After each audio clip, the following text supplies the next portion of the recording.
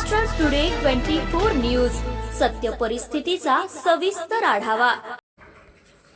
कौन बनेगा महापौर? सय्यद समी उर्फ माजुलाला प्रमुख दावेदार।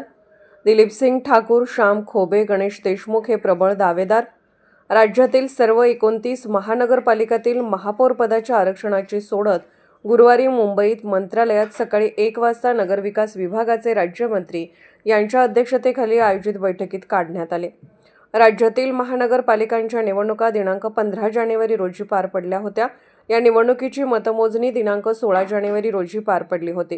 परभणी शहरात उभाटासह व काँग्रेस महाविकास आघाडीने तब्बल 37 जागांवर यश मिळवत महापालिकेत एकहाती सत्ता मिळवलेली आहे। राज्यातील महापालिकांचे आरक्षण सोडत गुरुवार दिनांक 22 जानेवारी रोजी जाहीर करण्यात आले। यात परभणी महानगरपालिकेचे महापौर पद सर्वसाधारण खुल्या गटाकरिता आरक्षित झाले आहे। त्यामुळे महापौरपदी आता कुणाची वर्णी लागणार याकडे सर्वांचे लक्ष लागले आहे। महापौर पदाच्या स्पर्धेत उभाटाचे माजुलाला जे की महापौर पदाचे प्रमुख दावेदार मानले जात आहेत। त्यानंतर दिलीपसिंग ठाकूर, श्याम खोबे आणि काँग्रेसचे गणेश देशमुख यांची दावेदारी प्रबळ मानली जात आहे।